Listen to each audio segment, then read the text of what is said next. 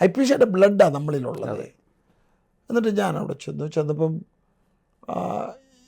ഏതോ pastor TS എബ്രഹാമിന് വേറെ ചില പ്ലാൻ ഉണ്ടായിരുന്നു, എന്നെ ഒന്നും അറിയിച്ചില്ല. പക്ഷേ ആ കുടുംബം ആ നിലയിൽ അച്ഛനെ ഓണർ ചെയ്തില്ല എന്നുള്ള ഒരു ഗ്രീവൻസ് ഉണ്ട്. അത് പക്ഷേ ഞാൻ കാണിക്കുന്നില്ല, കാരണം ദൈവത്തിൻ്റെ വഴി എനിക്കത് അത്രയേ ഉള്ളൂ. അത് ദൈവത്തിൻ്റെ വഴിയായിരുന്നു. ഫോട്ടോ കിട്ടണ്ട. എൻ്റെ ദൈവം എനിക്ക് തരാത്തൊന്നും എനിക്ക് വേണ്ട. അബ്രഹാം പറഞ്ഞില്ലയോ, പിന്നെ സോദോം രാജാവിനോട് പറഞ്ഞു, നീ പിന്നെ എന്നെ പണക്കാരനാക്കി, നിന്റെ ഗുണം കൊണ്ടൊന്നും എന്നെ വലിയാക്കുകയൊന്നും വേണ്ട, എൻ്റെ ദൈവം എന്നെ വലിയവനാക്കിയാൽ മതി. അതിൽ കൂടുതലൊന്നും എനിക്ക് വേണ്ട. That's it. 77-ാമത്തെ വയസ്സിൽ രണ്ടാമതൊരു വിവാഹം കഴിച്ചു. യെസ്, അത് 9 വർഷം മുമ്പേ. 9 വർഷം മുമ്പ്.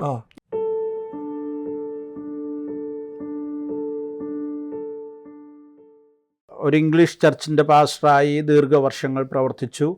അല്ലെങ്കിൽ ഇംഗ്ലീഷ് ചർച്ചുകളുമായിട്ടുള്ള ബന്ധങ്ങൾ ആ നിലയിലൊക്കെ പോകുന്നതിനിടയ്ക്ക് മലയാളികളുമായിട്ട് പിന്നീട് കാര്യമായിട്ടുള്ള ഒരു ശുശ്രൂഷാപരമായ ബന്ധങ്ങളുണ്ടായില്ല.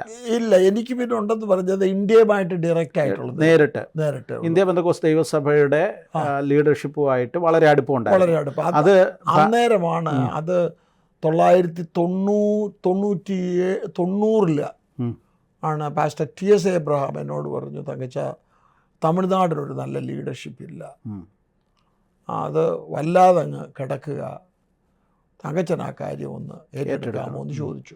ഞാൻ പറഞ്ഞു പ്രാർത്ഥിച്ചു ചെയ്യാമെന്ന് പറഞ്ഞു. ഞാൻ പ്രാർത്ഥിച്ചപ്പോൾ ദൈവത്തെ കൊണ്ട് സാധിക്കാത്തവർ, ഞാൻ പറഞ്ഞു ഞാൻ എടുക്കാമെന്ന്. അന്ന് ഞാൻ എടുത്തുണ്ടെങ്കിൽ എൻ്റെ ഓർമ്മ ശരിയാകുന്നേ 100-105 സഭകളേ ഉള്ളൂ. എല്ലാം പട്ടിണി കിടക്കുന്ന സഭകൾ, നനഞ്ഞു ലിഞ്ചു ചെറിയ വർക്കുകൾ. ഏതായാലും പ്രവർത്തിച്ചു. എത്ര വർഷം? ഞാനവിടെ 15 വർഷം പ്രസിഡൻ്റായിരുന്നു. അത് കഴിഞ്ഞ് ഞാൻ അങ്ങ് റിസൈൻ ചെയ്തിട്ട് എൻ്റെ വൈസ് പ്രസിഡൻറ്റിനോട് പറഞ്ഞു, ബ്രദർ ജെ മാത്യൂസ് പ്രസിഡൻ്റ്, അയ്യോ അച്ഛാ പോകരുത്. ഞാൻ പറഞ്ഞില്ല, ഞാൻ സഹായിച്ച, ഞാൻ ബാക്ക് ചെയ്യാം, കാരണം എൻ്റെ കൂടെ ഇത്രയും നാളിരുന്നതില്ലയോ. ബ്രദർ ഇനി ഒന്ന് പ്രസിഡൻ്റ് ആകുക, എനിക്ക് പ്രസിഡൻ്റ് ആകണമെന്ന് കൊതിയൊന്നുമില്ല. അടുത്ത് വരുന്നവരുടെ ഒരു മോശയ്ക്ക് ശേഷം ഒരു യോശുവ വരുന്നതുകൊണ്ട് ഒരു കുഴപ്പവും ഇല്ല. പക്ഷെ ഇന്നിപ്പോൾ പലർക്കും അങ്ങനത്തെ ഒരു കാഴ്ചപ്പാടില്ലാത്തത് സഭയുടെ വലിയ പ്രശ്നം. അത് സെൽഫിഷ് വർഷമുണ്ടോ? മറ്റുള്ള വരുന്നവർക്കൊരു ചാൻസ് കൊടുക്ക്. ഏതായാലും പുള്ളി, ഞാൻ പറഞ്ഞു ഇത് സാരമില്ല, ഞാൻ പറയുന്ന ഉടനെ എനിക്ക് വേണ്ടാത്തൊന്നും പറയരുത്, വേറെ വലിയൊരു അടിച്ചുകൊണ്ട് പോകുമെന്ന് പറഞ്ഞു. അതുകൊണ്ട് ജെ മാത്യൂസ് അതങ്ങ് സ്വീകരിച്ചു. പുള്ളി ഈ അടുത്ത സമയം വരെയും ഇപ്പോൾ കിങ്സിലെയാണ് അതിൻ്റെ പ്രസിഡന്റ്. ഓക്കെ, ഈ തമിഴ്നാട്ടിൽ അച്ഛൻ ചെല്ലുമ്പോൾ 100 സഭയെ ഉണ്ടായിരുന്നുള്ളൂ. അച്ഛൻ ഏതാണ്ട് 100 സഭകൾ. അച്ഛൻ ശുശ്രൂഷ അവസാനിപ്പിക്കുമ്പോൾ, ചുമതല ഒഴിയുമ്പോൾ 700 സഭകളുണ്ട്. വലിയ സാമ്പത്തിക സഹായം ആ മേഖലയിൽ ചെയ്തു. എനിക്ക് ഏറ്റവും ഇഷ്ടപ്പെട്ടത് അവിടെ തിരുമംഗലത്ത് ഒരു ഹെഡ് ക്വാർട്ടർ ഉണ്ടാക്കിയത്. 23.5 ഏക്കർ സ്ഥലം. 23.5 ഏക്കർ സ്ഥലം തമിഴ്നാട് IPCക്ക്. അതെ, ആ 23.5 ഏക്കർ സ്ഥലം ഞങ്ങൾക്ക് ബൈബിൾ സ്കൂളുണ്ടായിരുന്നു ചെന്നൈയിൽ. ആ ബൈബിൾ സ്കൂൾ വിറ്റപ്പോൾ കുറച്ച് പൈസ കിട്ടി. ബാക്കി ഉണ്ടായിരുന്ന പൈസ ഞങ്ങളോട് എടുത്തിട്ട് 75 ലക്ഷം രൂപയ്ക്ക് അന്ന് ആ സ്ഥലം മേടിച്ചു. ഇന്ന് അതിൻ്റെ വില 40 കോടിയാണെന്ന് കഴിഞ്ഞ ദിവസം ഒരാൾ എന്നോട് പറഞ്ഞു. കാരണം അത് ഹൈവേയിലാണ്. ഹൈവേയിൽ 23 ഏക്കർ സ്ഥലം എന്ന് പറഞ്ഞാൽ ചില്ലറയല്ലല്ലോ. അല്ല, അവിടെ ആരാണ്ട് എഞ്ചിനീയറിംഗ് കോളേജ് തുടങ്ങുമോ ഏതാണ്ടൊക്കെ ചെയ്തോട് കൂടിയിട്ട് സ്ഥലത്തിൻ്റെ വില അങ്ങ് കൂടി. IPCയുടെ തമിഴ്നാടിൻ്റെ ആസ്ഥാനമാണ്. അതെ, അവിടെ നമുക്കൊരു 1500 പേർക്ക് ഇരിക്കാനുള്ള ഓഡിറ്റോറിയം ഉണ്ട്, പിന്നെ ബൈബിൾ സ്കൂളുണ്ട്, പിന്നെ അവിടെ പല ബിൽഡിങ്സുകൾ ഉണ്ട്. അതെല്ലാം അച്ഛൻ്റെ കാലത്തുണ്ടായിരുന്നു. ഓക്കെ, എനിവേ, പിന്നെ ഈ കുമ്പനാട് കൺവെൻഷനിലേക്ക് വന്നാൽ ദീർഘവർഷങ്ങൾ കുമ്പനാട് കൺവെൻഷനിലെ ഒരു പ്രസംഗകനായിരുന്നു. അത് പറയാം. അതിൻ്റെ തുടക്കം 1968-69 പാസ്റ്റർ KE എബ്രഹാം സാറും ജോർജ് വറീസും കൊണ്ട് ഇവിടെ വന്നപ്പോൾ ഞാൻ ആ പാസ്റ്റർ KE എബ്രഹാം സാറിനെ ട്രാൻസ്ലേറ്റ് ചെയ്തുകൊണ്ടിരുന്നത് മലയാളത്തിലോട്ട്. അപ്പോൾ പുള്ളിക്ക് എന്നോടൊരു വലിയ സ്നേഹം.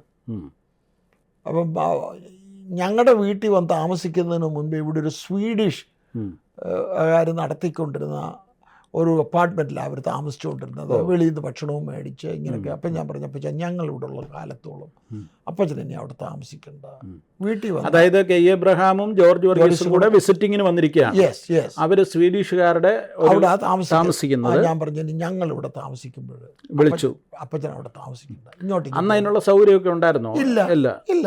വെറും ഞങ്ങൾക്ക് ഒരു ബെഡ്റൂം, ഒരു കിച്ചന്, ഒരു ലിവിങ് റൂം, അത്രേ ഉള്ളൂ.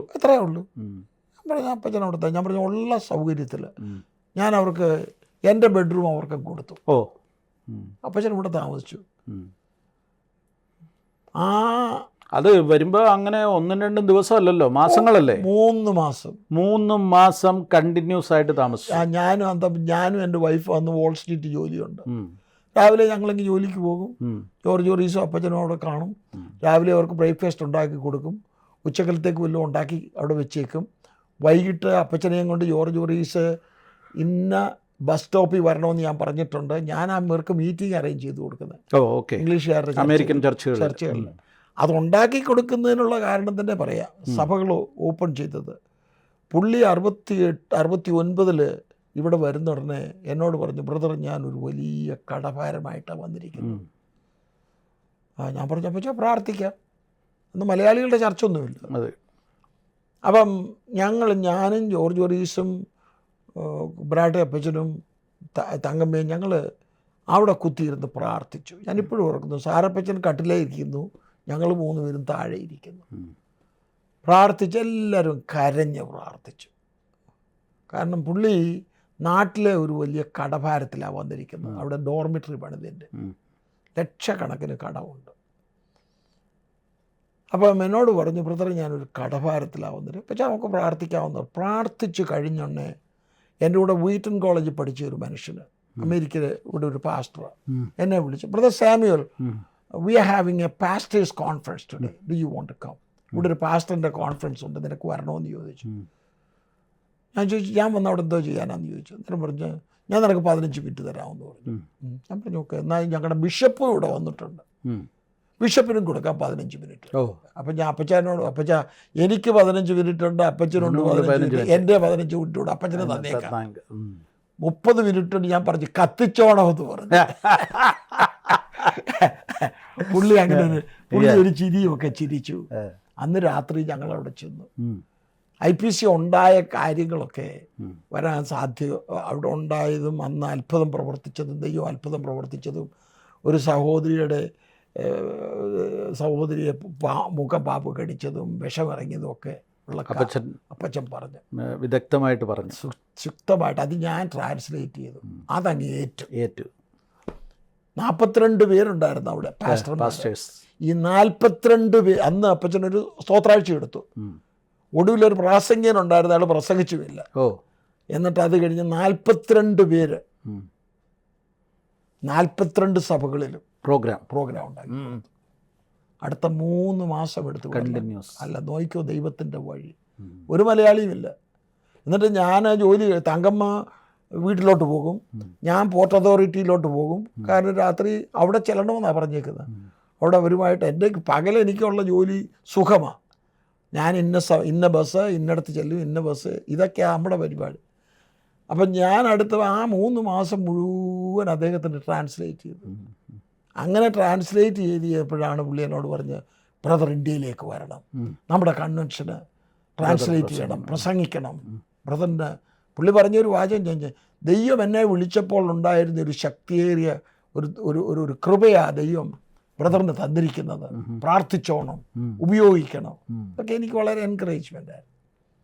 അങ്ങനെ 1970 ഞാൻ അവിടെ ചെന്നപ്പോൾ ഒരു വെള്ളിയാഴ്ച രാവിലെ ഞാനവിടെ പ്രസംഗിക്കുന്നു. പാസ്റ്റർ കെ ജോയിയാണ് എനിക്ക് ട്രാൻസ്ലേറ്റ് ചെയ്തത്. അത് കഴിഞ്ഞതിന് ശേഷം പിന്നീട് 45 വർഷം ഞാനവിടെ പ്രസംഗിച്ചു. കുമ്പനാട് കൺവെൻഷനിൽ 45 വർഷം തുടർച്ചയായിട്ട് പ്രസംഗിച്ച ആളാണ്. Yes amazing. യെസ്. അതുകൊണ്ട് മിക്കവാറും ഒടുവിലോട്ട് വന്നപ്പോൾ വെള്ളിയാഴ്ചയായിരുന്നു കൂടുതൽ. വെള്ളിയാഴ്ച രാത്രി. പിന്നെ ശനിയാഴ്ച ഒടുവിലത്തെ 2025 ശനിയാഴ്ച രാത്രിയിൽ ഞാനും ബാബു ചെറിയാനും കൂടെ പ്രസംഗിച്ചു. അത് പിന്നെ ഞാൻ പറഞ്ഞു എനിക്ക് ഇനിയും വരാൻ വയ്യ, മതി. ഈ പിന്നെ TS എബ്രഹാമിൻ്റെ കുടുംബമായിട്ട് എന്തോ ബന്ധം? TS എബ്രഹാമിൻ്റെ വൈഫും എൻ്റെ വൈഫും ചേട്ടത്തി അനിയത്തിയുമാണ്. അതുകൊണ്ടാണോ ഈ കൺവെൻഷൻ പ്രസംഗമൊക്കെ തന്നെ? ഓനോ ഒന്നുമല്ല, ഓനോ കുടുംബ ബന്ധം കൊണ്ടൊന്നുമല്ല. ഓനോ കുടുംബ ബന്ധം has nothing to do with it. അവൻ ശുശ്രൂഷ കണ്ടു തന്നത്. പിന്നെ അതൊക്കെ മനുഷ്യരതൊക്കെ പറഞ്ഞെന്നിരിക്കും. പിന്നെ എന്നാലും IPC-യിൽ തമിഴ്നാട് സ്റ്റേറ്റിൻ്റെ പ്രസിഡൻ്റ് ആയിരുന്നു. എന്നാൽ IPC-യുടെ ഒരു പ്രസിഡൻ്റ് ആകാനുള്ള ഒരു യോഗ്യത അച്ഛൻ ഉണ്ടായിരുന്നു, അർഹതയുണ്ടായിരുന്നു. ഉണ്ടായിരുന്നു. പക്ഷെ ഇതിൽ അത് അവർ അവോയ്ഡ് ചെയ്തു. ഞാൻ 2024 അതായത് 2005 എൻ്റെ ഹൃദയത്തിൽ വലിയൊരു താല്പര്യം ഉണ്ടായത് ഈ സഭ ശരിയായ നേതൃത്വത്തിൽ കൊണ്ടുപോകണം. IPC-ക്ക് വേണ്ടി കിട്ടുന്ന പണം IPC-ക്ക് തന്നെ പോകണം.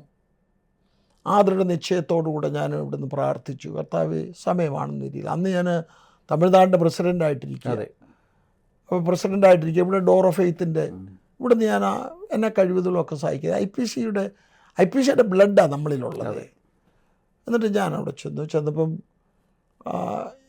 ഏതോ പാസ്റ്റർ TS എബ്രഹാമിന് വേറെ ചില പ്ലാൻ ഉണ്ടായിരുന്നു, എന്നെ ഒന്നും അറിയിച്ചില്ല. ഏതായാലും അന്ന് അവിടെ ഉണ്ടായിരുന്ന നമ്മുടെ കുമ്പനാട്ടെ മോഹനച്ചനുണ്ടല്ലോ, കോഴഞ്ചേരി മോഹനച്ചനായിരുന്നു അതിൻ്റെ ഏതാണ്ട് റിട്ടേണിംഗ് ഓഫീസർ. ഞാൻ ഓർക്കുന്നുണ്ട്. ഏതായാലും ഞാൻ അവിടെ ചെന്നെ ഞാൻ കെട്ടിവെച്ചു. അപ്പം എനിക്ക് ഒരു ധൈര്യം വന്നത്, ഞാൻ കുഴിക്കാല ചെന്ന ഉടനെ കുഴിക്കാല ഡോക്ടർ TV തോമസ് സാറിൻ്റെ മകൻ ജോസ് മോനെ എന്നോട് പറയും, തങ്കച്ചായ ഇവിടെ കഴിഞ്ഞ ഒരു പ്രാവശ്യം ഒരു ശക്തനായ ഒരു പ്രവാചകൻ വന്നു. ഞാൻ അദ്ദേഹത്തോട് ചോദിച്ചു, നമ്മുടെ IPC-യുടെ പുതിയ നിലപാടിൽ TS 80 വയസ്സ് കഴിയുന്നു, നമുക്കൊരു ലീഡർഷിപ്പ് കർത്താവ് കാണിക്കുന്ന ആരെങ്കിലും ഉണ്ടോ എന്ന് ചോദിച്ചോണ്ടേ ആ മനുഷ്യൻ പറഞ്ഞു, ഒരു ശമൂവേൽ എന്ന് പറയുന്ന ഒരു മനുഷ്യനെ ഞാൻ കാണുന്നു എന്നാ പറഞ്ഞു. അപ്പം ഇതോടെ പറഞ്ഞാൽ എനിക്കൊരു ധൈര്യം ഉണ്ടായി. എന്നാൽ അതൊന്നും ഓർക്കാതെ ഞാൻ അവിടെ ചെന്നു. ഞാൻ ഫോം ഫില്ല് ചെയ്തതിന് ഞാൻ ഡോർ ഓഫ് ഫെയ്ത്തിൻ്റെ പാസ്റ്ററാന്ന് പറഞ്ഞ് എന്നെ തഴഞ്ഞു. തമിഴ്നാടിൻ്റെ പ്രസിഡൻ്റായിട്ടിരിക്കുക ഞാൻ പറഞ്ഞു, കുഴപ്പമില്ല. ഞാൻ പറഞ്ഞു, ഞാൻ ഡോർ ഓഫ് ഫെയ്ത്തിൻ്റെ പാസ്റ്ററായിട്ടല്ല ഇവിടെ വന്നത്, IPC തമിഴ്നാടിൻ്റെ പ്രസിഡൻ്റാണെന്ന് പറഞ്ഞു. ആര് കേൾക്കാനാ? ഞാൻ പറഞ്ഞു എടുത്തോന്ന് പറഞ്ഞു. ഞാനെനിക്ക് പോന്നു. അങ്ങനെ ഞാൻ ഇച്ചിരി വിഷമം ഉണ്ടായി. ഞാൻ ഓർത്ത് ദൈവത്തിൻ്റെ സമയം, അതുകൊണ്ട് എനിക്ക് സുഖമായിട്ട് കിടന്ന് ഉറങ്ങാമല്ലോ. പക്ഷേ അന്ന് അത് അങ്ങനെ സംഭവിച്ചിരുന്നെങ്കിൽ ഇന്ന് IPC-ക്ക് ഉണ്ടായ തകർച്ചകൾ ഉണ്ടാകത്തില്ലായിരുന്നു. എൻ്റെ താല്പര്യം മുഴുവൻ 2-3 കാര്യം ഞാൻ കണ്ട്. ഈ നമ്മുടെ സമുദായത്തിൽ ഒക്കെ ഈ മെത്രാച്ചന്മാരും അവരുമൊക്കെ സഭയ്ക്ക് വേണ്ടി പണം കൊടുത്താൽ അത് മുഴുവനും സഭയ്ക്ക് വേണ്ടി കൊടുക്കണം. അതെ, അങ്ങനെ ചെയ്യേണ്ടത്. വിശ്വസ്തരായിരിക്കണം. നമ്മുടെ സമയവും നമ്മുടെ ശുശ്രൂഷയെല്ലാം വിശ്വസ്തമായിരിക്കണം. അത് കൊടുത്തോ എടുത്തോ ഒന്നും എനിക്കറിയത്തില്ല. എന്നാൽ സഭയ്ക്ക് കടമ എന്ന് പറഞ്ഞ് സഭയ്ക്ക് കടമൊന്നും വരത്തില്ല. ശരിയായിട്ട് പണം ഹാൻഡിൽ ചെയ്താൽ കടമൊന്നും വരത്തില്ല. ഏതായാലും ഞാൻ അതോടുകൂടെ ഞാൻ പറഞ്ഞു എടുത്തോ എന്ന് പറഞ്ഞു. എനിക്ക് വേണ്ടെന്ന് പറഞ്ഞു. ഞാനിങ്ങ് പോരുകയും ചെയ്തു. തമിഴ്നാട്ടിൽ ഞാൻ 22 വർഷം 15 വർഷം പ്രസിഡൻ്റായിട്ടും 7 വർഷം അതിൻ്റെ ജനറൽ മിനിസ്റ്ററായിട്ട് വരുന്നു. അത് കഴിഞ്ഞിട്ട് ഞാൻ പിന്നെ പറഞ്ഞു അങ്ങേറ്റെടുത്തു എന്ന് പറഞ്ഞ് ഞാനിങ്ങ് പോന്നു. എന്നാലും എനിക്ക് thank God pastor K. Abraham sir എന്ന് പറയുന്ന ഒരു നല്ലൊരു മനുഷ്യൻ, എനിക്ക് വളരെ ഇഷ്ടമുള്ളൊരു മനുഷ്യൻ, ഏറ്റവും ബഹുമാനമുള്ളതാണ്. അദ്ദേഹത്തോടുള്ള ആ ബഹുമാനം ആ കുടുംബത്തോടും എനിക്കുണ്ട്. ഇത്രയേ ഉള്ളൂ. പക്ഷേ ആ കുടുംബം ആ നിലയിൽ അച്ഛനെ ഓണർ ചെയ്തില്ല എന്നുള്ള ഒരു ഗ്രീവൻസ് ഉണ്ട്. അത് പക്ഷേ ഞാൻ കാണിക്കുന്നില്ല. കാരണം ദൈവത്തിൻ്റെ വഴി എനിക്കത് അത്രയേ ഉള്ളൂ. എനിക്കത് ദൈവത്തിൻ്റെ വഴിയായിരുന്നു. ഫോട്ടോ കിട്ടണ്ട. എൻ്റെ ദൈവം എനിക്ക് തരാത്തൊന്നും എനിക്ക് വേണ്ട. അബ്രഹാം പറഞ്ഞില്ലയോ, പിന്നെ സോദോം രാജാവിനോട് പറഞ്ഞു, നീ പിന്നെ എന്നെ പണക്കാരനാക്കി, നിന്റെ ഗുണം കൊണ്ടൊന്നും എന്നെ വലിയാക്കുകയൊന്നും വേണ്ട, എൻ്റെ ദൈവം എന്നെ വലിയവനാക്കിയാൽ മതി. അതിൽ കൂടുതലൊന്നും എനിക്ക് വേണ്ട. That's it. ഓക്കെ, അച്ഛനെ പിന്നെ നമ്മളിത് പല കാര്യങ്ങൾ പറഞ്ഞു. അച്ഛൻ്റെ കുടുംബജീവിതം നോക്കിയ ഭാര്യയുടെ പേരെന്തുവായിരുന്നു? തങ്കമ്മ സൂസി. PT ചാക്കോയുടെ മകള്, ഇളയ മകള്. ഏത് വർഷം? മൂത്ത മകളാണ് TS എബ്രഹാം, മേരിക്കുട്ടി. ഇത് തങ്കമ്മ ഇളയ, അവളൊന്ന് കോളേജിൽ പഠിച്ചുകൊണ്ടിരിക്കുക. എപ്പോഴാണ് കല്യാണം? 65. അതായത് അച്ഛൻ അമേരിക്കയിലുള്ളപ്പോഴാണ്. അമേരിക്കയിൽ നിന്ന് ഞാൻ നാട്ടിൽ ചെന്നു 65. ഇവിടെ ഞാൻ എൻ്റെ മാസ്റ്റേഴ്സ് കഴിഞ്ഞിട്ട് ഞാൻ നാട്ടിൽ ചെന്നപ്പോൾ അവിടെ കുമ്പനാട്ടിൽ ചെന്നു, അപ്പച്ചനെ കാണാൻ ചെന്നു. അത് അപ്പച്ചനെ കാണാൻ ചെന്നതും ഇവിടുന്ന് കുമ്പനാട്ട് അപ്പച്ചന് വേണ്ടി ഒരു കടലാസ് എൻ്റെ എഴുതി തന്നു, പറഞ്ഞു ഇത് ബിഷപ്പിന് കൊണ്ട് കൊടുക്കുക. കാണിച്ച തന്നെ ഇവർ കുമ്പനാട്ടെ അപ്പച്ചനും TS വിളിച്ചേതാണ്ട് ഒക്കെ പറയുന്നേ കേട്ടു. ഇത് നമ്മുടെ സ്കറിയാച്ചൻ്റെ മകനല്ലയോ എന്നൊക്കെ. കാരണം എൻ്റെ അപ്പച്ചന് പാസ്റ്റർ K. എബ്രഹാം സാറാം ബോംബെ ഉള്ളപ്പോൾ അപ്പച്ചൻ K. എബ്രഹാം സാറിന് ഇംഗ്ലീഷിലോട്ട് ട്രാൻസ്ലേറ്റ് ചെയ്തിട്ടുണ്ട്. അതെ. അപ്പം അയ്യോ ഇത് നമ്മുടെ സ്കറിയാച്ചൻ്റെ മകനല്ല എന്നും പറഞ്ഞ് അവർ കുശുകുശി പറഞ്ഞു. അവർ പറഞ്ഞത് പിന്നെ അതായത് സെക്കൻഡറാബാദിൽ പാസ്റ്റർ PT ചാക്കോച്ചൻ്റെ ഇളയ മോളുണ്ട്, അവൾ കോളേജിൽ പഠിക്കുക, അവളെയും കൊണ്ടുവന്നു. ചുരുക്കത്തിൽ 3-4 ദിവസം കഴിഞ്ഞപ്പോഴത്തേന് അപ്പനും മോളും കൂടെ അവിടെ വന്നു. എന്നിട്ട് ഞാൻ പോയി കണ്ടു. അത് ദൈവത്തിൻ്റെ സമയമായിരുന്നു, ദൈവത്തിൻ്റെ ആലോചനയായിരുന്നു. കല്യാണം നടന്നു.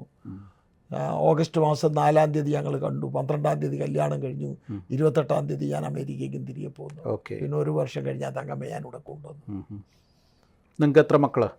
2 മക്കള്. സ്റ്റീഫന് ഇപ്പം 55 വയസ്സ് ഈ വർഷം ആകുക. അവൻ ഇവിടുത്തെ വെസ്റ്റ്ബറി ഗോസ്പൽ ടാബർനാക്കിളിൻ്റെ സീനിയർ പാസ്റ്ററാണ്. 28 വർഷമായി. വളരെ സന്തോഷത്തോടുകൂടി, ഒരു തലവേദനയും ഇല്ലാതെ ഞാൻ വല്ലപ്പോഴും ഒക്കെ അവിടെ പോകും. അങ്ങനെ പുള്ളിക്ക് 2 പെൺമക്കളുണ്ട്. മൂത്ത മോള് അവൾ ഫാർമസിയുടെ ഡോക്ടറേറ്റൊക്കെ എടുത്തു, നല്ല ജോലിയുണ്ട്. രണ്ടാമത്തെ മോള് എനിക്ക് തോന്നുന്നു ഹോസ്പിറ്റൽ അഡ്മിനിസ്ട്രേറ്ററിൻ്റെ ആണെന്ന് തോന്നുന്നു, ഏതോ മാസ്റ്റേഴ്സ് എടുത്തു, അവൾക്കും നല്ല ജോലിയുണ്ട്. പിള്ളേർ 2 പേരും അപ്പനോട് കൂടെ വളരെ കാര്യമായിട്ട് പ്രവർത്തിക്കുന്നു. എൻ്റെ മോൾ ഷാരന ഡോർ ഓഫ് ഫെയ്ത്തിൻ്റെ കാര്യങ്ങളൊക്കെ നടത്തുന്നത്. ആ 2 ആമക്കൾ അവർക്കും അവരുടേതായിട്ടുള്ള മിനിസ്ട്രി ഉണ്ട്. മൂത്തവനൊരു സ്കൂൾ ടീച്ചറുണ്ട്, സ്കൂൾ ടീച്ചറായിട്ട് പോകുന്നു. മറ്റവനും അവനിപ്പോൾ ഇവിടുത്തെ യൂണിവേഴ്സിറ്റിയിൽ പഠിച്ചു, ഇപ്പോൾ ഇൻ്റേൺഷിപ്പിലൊക്കെ ആയിട്ട്. പിള്ളേർ they are all doing well. അച്ഛൻ്റെ വൈഫിൻ്റെ മരണം ഏത് വർഷമായിരുന്നു? എൻ്റെ വൈഫിൻ്റെ മരണം 2016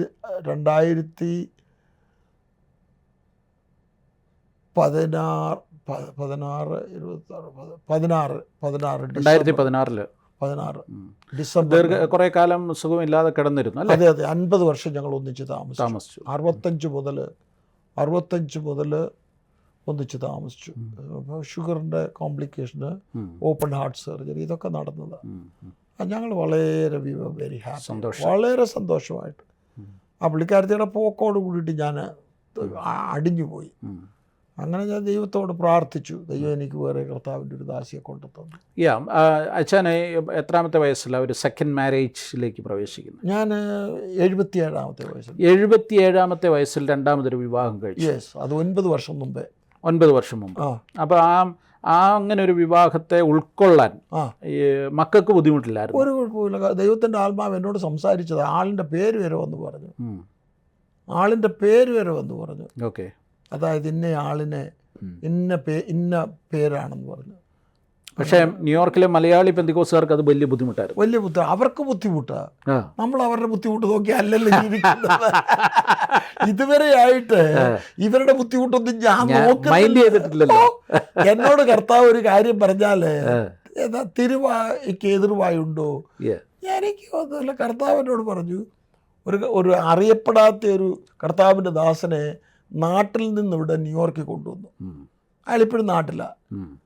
അപ്പം എന്നോട് പറഞ്ഞു, അയാളൊരു പ്രാർത്ഥനാ മനുഷ്യനാണ്. ഞാൻ പറഞ്ഞു, ഒരു ദിവസം ഒരു തിങ്കളാഴ്ച രാവിലെ കൊണ്ടുവന്നു. ഞങ്ങൾ 2 പേരും കൊണ്ട് ഉപവസിച്ചു പ്രാർത്ഥിച്ചൊരു 4 മണിയായതുകൊണ്ട് എന്നോട് പറയുക, അങ്കിളുടെ മകൻ, അവന് 33-34 വയസ്സേ ഉള്ളൂ, അങ്കിളുടെ മകനാകാനുള്ള പ്രായമേ ഉള്ളൂ എനിക്ക്. ദൈവത്തിൻ്റെ ആത്മാവ് എന്നോട് പറയുന്നു, അങ്കിളിന് വേണ്ടി ഡാനിയേൽ എന്ന് പറയുന്ന ഒരാളിനെ കർത്താവ് കൊണ്ടുവരുന്നുണ്ടെന്ന്. അപ്പം ഞാൻ നോക്കിയിട്ട് ഡാനിയേൽ എന്ന് പറഞ്ഞാൽ സാറാമ്മ ഡാനിയേലേ ഉള്ളൂ. കാരണം സാറാമ്മയുടെ ഹസ്ബൻഡ് പാപ്പച്ചനെ എല്ലാ വിധത്തിലും ഞങ്ങൾ ഒന്നിച്ച്, പുള്ളി മരിച്ചിട്ട് 10-20 വർഷം ആയില്ല. അപ്പോൾ പുള്ളി ഇവിടെ വരുമ്പോഴും ഞങ്ങൾ ഒന്നിച്ച് പ്രവർത്തിച്ചു. ഞങ്ങൾ വളരെ ക്ലോസ് ഫ്രണ്ട്സ് ആയിരുന്നു. അപ്പോൾ തങ്കമ്മ മരിച്ച് പിന്നെ സാറാമ്മ എനിക്ക് വേണ്ടി പലയിടത്തും ആലോചിക്കുന്നുണ്ട്. ഒരു ഫാമിലി ഫ്രണ്ട് എന്നുള്ളതിൽ എന്നോട് പറഞ്ഞ് തന്നെ താമസിക്കരുത്, എനിക്ക് മക്കളുടെ കൂടെ പോയി താമസിക്കുന്നത് ഇഷ്ടമല്ല. എനിക്കിവിടെ സ്വന്തമായിട്ട് വീടുണ്ടല്ലോ. പ്രേക്ഷകരുടെ അറിവിലേക്ക് ഞാൻ പറയട്ടെ, 77-ാമത്തെ വയസ്സിൽ സാറമ്മ ദാനിയേൽ എന്ന് പറയുന്ന അനുഗ്രഹീതയായ ഒരു ദൈവദാസിയെ കർത്താവിൻ്റെ ദാസൻ വിവാഹം കഴിച്ചു. അവരൊന്നിച്ചിപ്പോൾ സന്തോഷത്തോടെ ജീവിക്കുകയാണ്. 9 വർഷമായി. എൻ്റെ സന്തോഷം, ഇവരുടെ ആ ഈ കെമിസ്ട്രി വളരെ നമുക്കൊരു പോസിറ്റീവ് എനർജി നൽകുന്ന ഒരു കുടുംബമാണ്.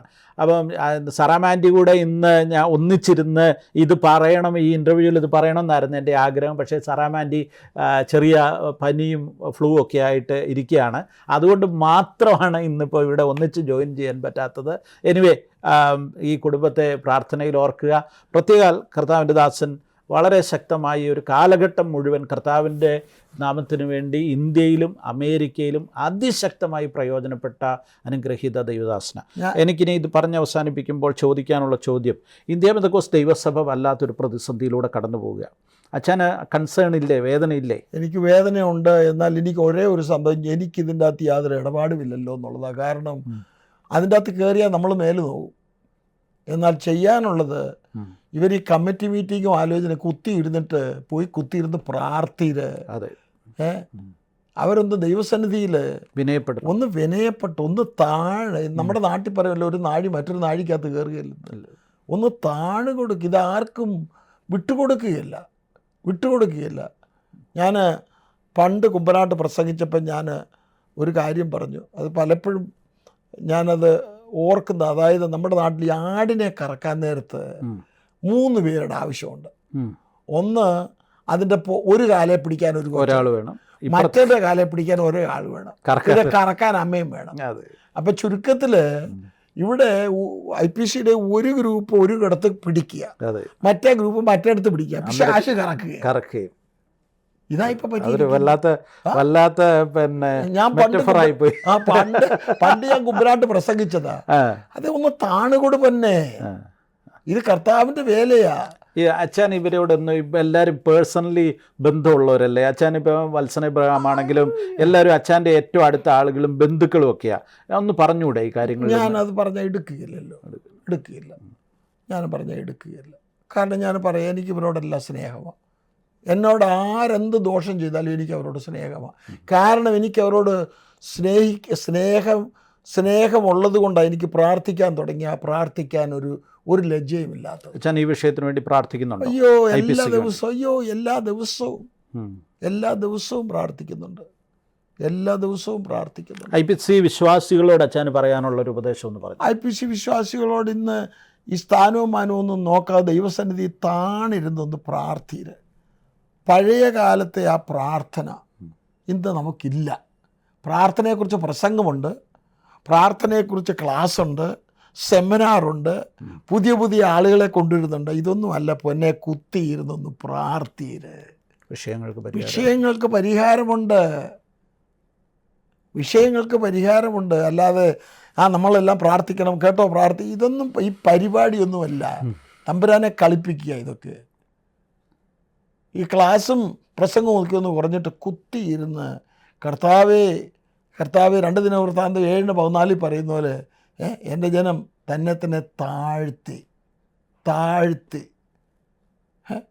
അവരുടെ പാപങ്ങളെ ഉപേക്ഷിച്ച് ഈ അഹങ്കാരമൊക്കെ ഒന്ന് ഉപേക്ഷിച്ച് പ്രാർത്ഥിക്കുന്നുവെങ്കിൽ കർത്താവ് സ്വർഗത്തിൽ നിന്ന് കേൾക്കും.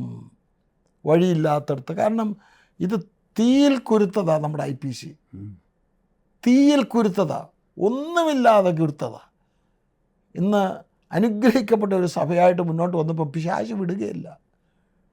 പിശാചിൻ്റെ പരിപാടി എന്ന് പറയുന്നത് ഡിവിഷനാണ്, ഡിവൈഡ് ആൻഡ് കോൺകർ. എന്നാൽ നമുക്ക് കിട്ടിയിരിക്കുന്ന സമയം we must learn to unite.